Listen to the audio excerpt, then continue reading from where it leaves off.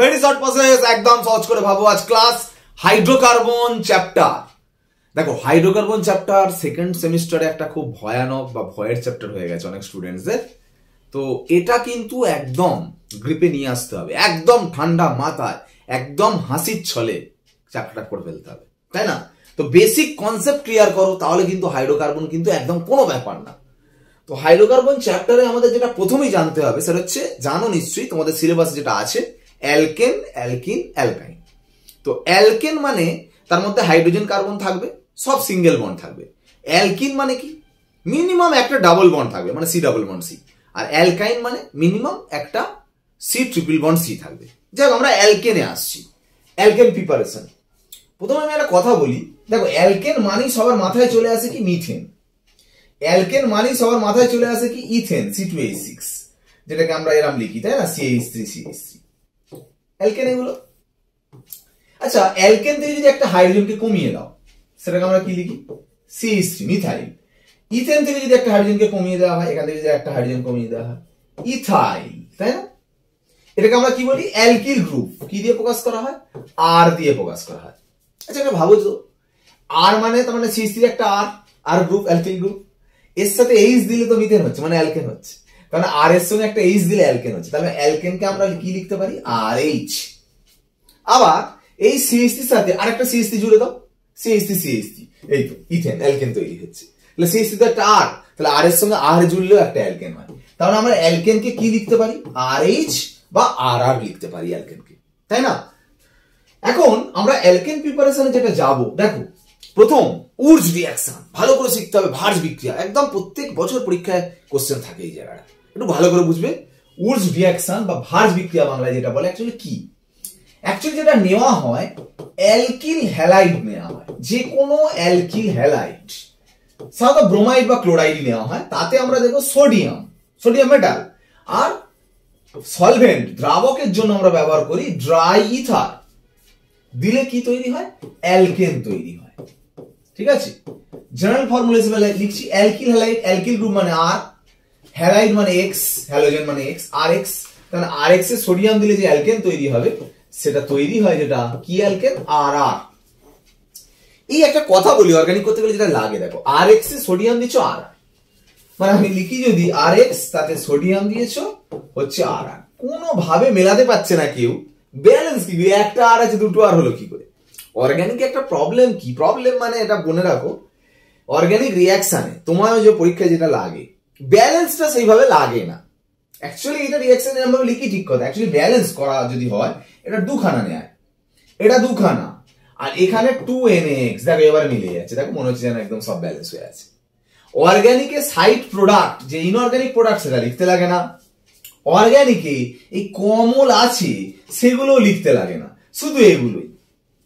তুমি এগুলো নিজের মতো করে ভাববে, ঠিক আছে? কিভাবে কোশ্চেন পড়ে তুমি বললে ব্যাপারটা আরো ভালো বুঝতে পারবে। যাই হোক, আর এক্স এ সোডিয়াম দিলে আর আর হচ্ছে, আমি জিনিসটা বলছি দেখো, আর এক্স তাতে সোডিয়াম দিলে হচ্ছে আর আর।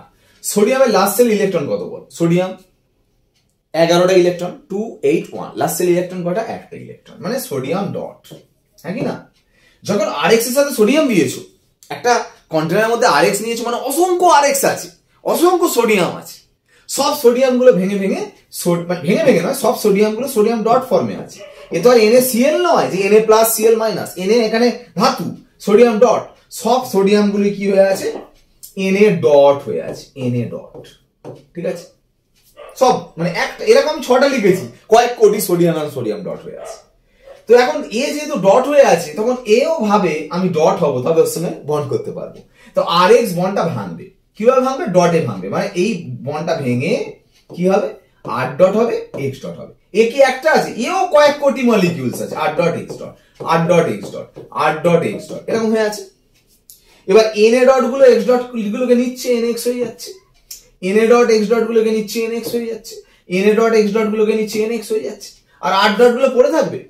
তখন একটা আর ডট আর একটা আর ডটকে নিয়ে নেয়, নিয়ে আর আর বন্ড হয়ে গেল, একটা আর ডট আর একটা আর ডটকে নিয়ে নেয়, নিয়ে আর আর হয়ে গেল। এরকম করে যে কটা আর ডট পড়ে আছে, আর ডট জুড়ে আর আর আর আর আর আর পড়ে অ্যালকেন তৈরি হচ্ছে। এই হচ্ছে মেন প্রসেস, এইভাবে হয়। তারপরে তোমাকে ভাবতে হবে, ঠিক আছে, আমি যদি এটাকে তোমাকে ভাবতে হবে যদি আমি RX না নিয়ে ধরো মিথাইল আয়োডাইড নিলাম, দেখো অ্যালকিল হ্যালাইড, সোডিয়াম দিয়েছি, মানে তোমাকে বুঝতে হবে এখানে এটা R এটা X, হয় কি R R, মানে R মানে এখানে CH3, তার মানে হবে CH3 অ্যান্সার। ভাঁজ বিক্রিয়া এটা মনে রাখবে RX থেকে RR হয়। তোমাকে যে RX দেবে, তোমাকে পরীক্ষায় বললো ইথাইল আয়োডাইড, ইথাইল আয়োডাইড মানে ইথ মানে দুটো কার্বন, আয়োডাইড মানে আই, যেটা পূরণ করো CH3 CH2। ইথাইল আয়োডাইডে সোডিয়াম দিলে কি হবে?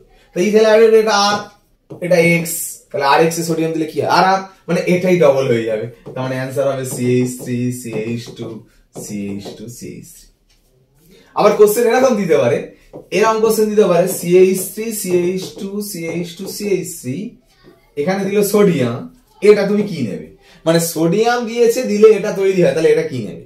সোডিয়াম দিয়েছে মানে বুঝতে হবে উডস রিঅ্যাকশন, তো উডস রিঅ্যাকশন RX থেকে RR হয়, এখানে RR মানে কোনটা? এটা R এটা R, দেখো দুভাবে ভাগ করলে একদম সিমেট্রিক্যাল অ্যালকেন, তাহলে এর সাথে একটা X লাগিয়ে দাও, তার মানে অ্যান্সার নিতে হবে CH3 CH2 X, X মানে ব্রোমিন বা আয়োডিন, এটা নিয়ে নেবে, নিলেই তো তবে এটা তৈরি হবে। কিন্তু একটা জিনিস মনে রাখো যে আমাকে যদি বলে, দাঁড়াও একটা জিনিস করছি, CH3 CH2 CH2 CH2 CH2 CH, এইটা বানাতে বললো, কি করে বানাবে? সিম্পল, দুভাগে ভাগ করে দাও, হাফ করে দাও, করে যেটা পড়ে রাখছে তার সঙ্গে একটা X দিয়ে দেবে, মানে CH3 CH2 CH2I, ব্যাস এটা নাও, আর সোডিয়াম দাও, দিলে হয়ে গেল। ড্রাই ইথার, অবশ্যই ড্রাই ইথার নেবে, অ্যান্সার হয়ে গেল। কিন্তু ভাবো যদি তোমাকে এইটা একটা আনসিমেট্রিক্যাল অ্যালকেন বা odd number of carbon alkane যদি প্রিপারেশন করতে দেয়, এইটা দুভাগে, এটা যেমন দুভাগে ভাগ সমান দুভাগে ভাগ হচ্ছে, এটা সমান দুভাগে ভাগ হবে, তখন কি হবে? এরকম ভাবে যদি করো তাহলে এদিকে এদিকে আলাদা হয়ে যাচ্ছে, তার মানে দুদিকে আলাদা, মানে তখন অ্যালকিল হ্যালাইড দুখানা নিতে হবে, এইটার একটা অ্যালকিল হ্যালাইড নেবে মানে CH3I নেবে, আবার এদিকে যেটা আছে তারও একটা অ্যালকিল হ্যালাইড নেবে মানে CH2I হবে। তখন আবার প্রবলেম কি? দু রকম নিলে তখন প্রবলেমটা কি?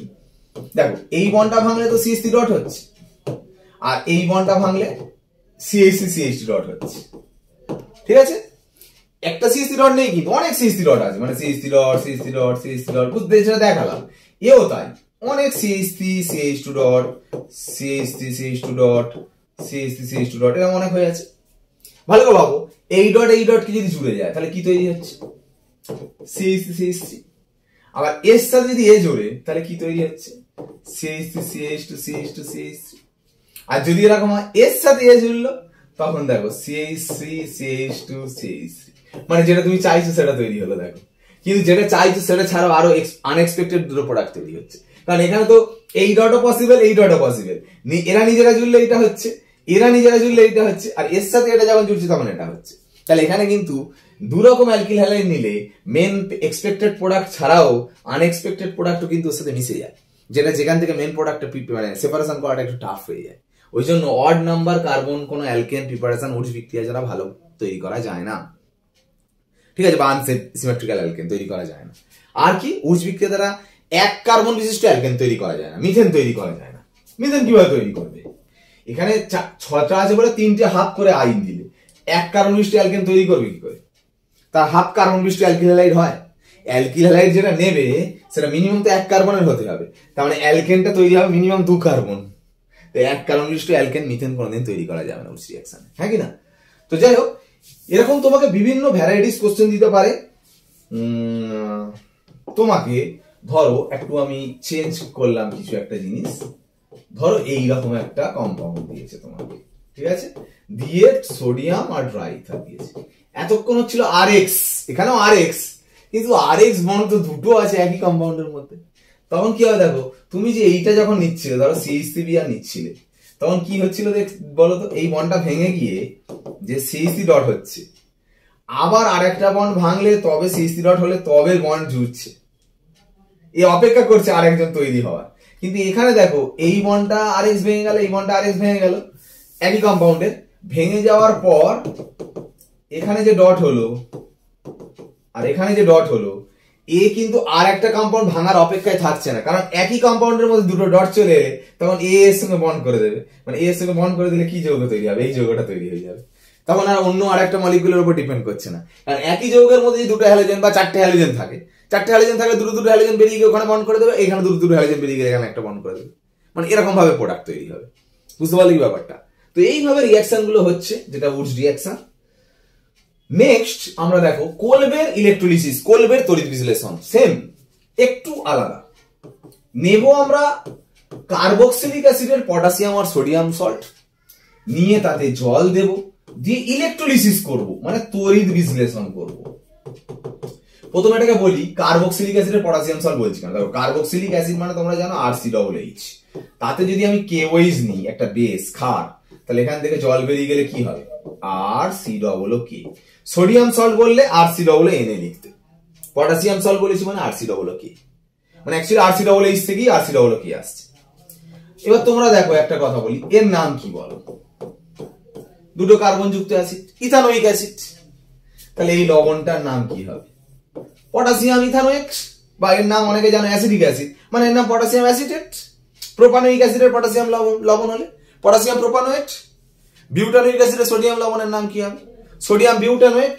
তো সোডিয়াম বিউটানোয়েট লিখতে পারবে না, তোমার ধরো সোডিয়াম বিউটানোয়েট লিখতে বলা হলো, সোডিয়াম বিউটানোয়েট, বিউট মানে কটা কার্বন, চারটে, বিউটানোয়েট মানে COOH করবে, কিন্তু সোডিয়াম বিউটানোয়েট বলেছে মানে এটা করবে, যোজ্যতা পূরণ করবে, এটা CH3, এটা CH2, এটা CH2, এটা সোডিয়াম বিউটানোয়েট, একদম সিম্পল, RCOOK বা RCOONA, এটা আর, তাই না? তাহলে কি হচ্ছে এখানে RCOOK থেকে ইলেকট্রোলিসিস করলে কি তৈরি হয়, RCOOK এর ইলেকট্রোলিসিস করলে তৈরি হয় RR। পরীক্ষা কিন্তু এইটা থেকে এটা হচ্ছে, এটা জানলেই অ্যান্সার। তোমাকে যদি RCOOK টা ঘুরিয়ে তোমায় যখন বলবে CH3COOK তার ইলেকট্রোলিসিস করলে কি হবে, তুমি এখানে বুঝতে হবে কোনটা আর, এটা আর, তাহলে অ্যান্সার হবে RR, মানে এখানে কি হবে CH3CH3। পরীক্ষা এইটাই লিখতে হবে, যেটা উড রিঅ্যাকশনের মতোই একটু, তাই না? এবার তুমি যদি কি করে হচ্ছে সেটা আলাদা প্রসঙ্গ, সেটা সাধারণত এক্সামের কোশ্চেনে থাকে না, তোমার স্যাটিসফ্যাকশনের জন্য। যেমন অ্যাকচুয়ালি এটা ভাঙলে কি হয় বলো, RCOO- K+, ঠিক কি না? এবার এইটা যে তৈরি হয় এটা অ্যানোডে তৈরি হয়, ইলেকট্রোলিসিস করলে যে অ্যানোড, অ্যানোড মানে তো পজিটিভ ইলেকট্রোড, পজিটিভ ইলেকট্রোডে কে যাবে বলো, নিশ্চয়ই এ যাবে, RCOO- গেল, গিয়ে ইলেকট্রন ছাড়বে, কেন প্লাসে ওই নিজের ইলেকট্রনটা ছাড়বে, ছাড়লে কি হয়ে যাবে RCOO, এইখানে যে বন্ডটা আছে এই বন্ডটা ভেঙে যাবে, ভেঙে গিয়ে কার্বন ডাই অক্সাইড গ্যাস হয়ে বেরিয়ে যাবে, এখান থেকে তৈরি হবে R ডট। তাহলে ও R ডট একলা কি করবে, আবার একটা RCOO- গেল, সেম ভাবে আবার একটা ইলেকট্রন ছাড়লো RCOO হলো, এখান থেকে বন্ডটা ভেঙে CO2 বেরিয়ে গিয়ে R ডট হলো, সেই R ডট জুড়ে গিয়ে RR, মানে আরেকজনের সাথে আরেকজন জুড়ে গিয়ে RR তৈরি হচ্ছে অ্যালকেন, এইভাবে হচ্ছে। এবার RR মানে যে কোনো যা R নেবে সেই মতো RR করবে, কোনো অসুবিধা নেই। একইভাবে উড রিঅ্যাকশনে যা যা হয়েছে কোলবের ইলেকট্রোলিসিস সেম জিনিসগুলো হবে। নেক্সট ডিকার্বক্সিলেশন মানে কার্বন ডাই অক্সাইড বেরিয়ে যাওয়া। যে কোনো কার্বক্সিলিক অ্যাসিড তাতে যদি সোডা লাইম দাও, সোডা লাইম মানে NaOH হিট দিলে মনে রাখবে শুধু CO2 বেরিয়ে চলে যাবে, দেখো RH। এই যে আমি এটা শেখালাম, পরীক্ষার সময় কিরকম দেবে, পরীক্ষার সময় বোঝাটাই দরকার। তোমাকে বললো বেনজোইক অ্যাসিড থেকে বেনজিন রূপান্তর করো, ব্যাস তুমি চিন্তায় পড়ে গেছো, বুঝতে পারছো না এখানে কি বেরিয়ে গেছে, CO2 টা বেরিয়ে গেছে, মানে এটা বেনজিনের মধ্যে এই সাগার বেনজিন একই তো ব্যাপার, কারণ এর সংকেত কি C6H5COOH, তো CO2 বেরিয়ে গেলে এইচটা এখানে বসে গেলে এটা কি C6H6 বেনজিন, তার মানে এখানে CO2 বেরিয়ে গেছে, তাই না? তো CO2 বেরোতে গেলে কি দিতে লাগে, এটা দেবে, এটা অ্যান্সার। কিন্তু এটা অনেকে বলছে একটু অন্যভাবে হয় এই রিঅ্যাকশনটা, অনেকে বলছে ডাইরেক্ট CO2 বেরোয় না, প্রথমে বলছে নাকি সোডিয়াম হাইড্রোক্সাইডের সঙ্গে রিঅ্যাকশন করে একটা সল্ট তৈরি করে, লবণ তৈরি করে RCOONA, ঠিক আছে? তারপরের স্টেপে বলছে আবার সোডিয়াম হাইড্রোক্সাইডের সাথে রিঅ্যাকশন করে Na2CO3 বেরিয়ে যায়, বেরিয়ে গিয়ে অ্যালকেন RH হয়। একইভাবেই হলো, এখানে দুটো স্টেপ হলো, এখানে একটা স্টেপ। কেউ কেউ বলছে এরকম ভাবে ডাইরেক্ট CO2 বেরিয়ে যায়, কেউ কেউ বলছে আগে একটা লবণ হয় তারপরে RH অ্যালকেন তৈরি হয়, ঠিক আছে? এইভাবে জিনিসগুলো তোমায় কিন্তু মাথায় রাখতে হবে। তোমার পরীক্ষায় কিরকম দেবে, তোমায় কিন্তু আর গুলোকে বদলে দেবে কোশ্চেন, যেমন আর দেবে তুমি অ্যান্সারটাও তেমন আর যুক্ত কম্পাউন্ড তৈরি করতে হবে। যেমন উড রিঅ্যাকশনে দেখলে RX বলেছি দেবে CH3I, আর অ্যান্সার আর লিখেছি, তোমাকে লিখতে হবে ওটা CH3 কি থেকে কি হচ্ছে, আর গুলোকে বদলে বদলে করতে হবে, ঠিক আছে? তো যাই হোক, আবার সামনের দিনের ক্লাসটার দিকে ফোকাস রাখো। অ্যালকেন প্রিপারেশন আমরা সেকেন্ড ক্লাস নিয়ে ফিরবো, ফিরে কিন্তু অ্যালকেন প্রিপারেশন কমপ্লিট করে নেবো, নিয়ে অ্যালকেনের ফিজিক্যাল অ্যান্ড কেমিক্যাল প্রপার্টিস যাব। আমাদের একদম যতটা শর্টে, যতটা কম ক্লাসে আমি টোটাল হাইড্রোকার্বন বলতে পারি সেইটাই ফোকাস করছি, এবং একদম সময়ও নেই, সেকেন্ড সেমিস্টার প্রায় সামনে চলে এসেছে, তাই না? একদম ভালো করে পড়াশোনার মধ্যে থাকো, ক্লাসগুলো ফলো করো। আজ ক্লাস এখানে শেষ করলাম, ওকে, বাই।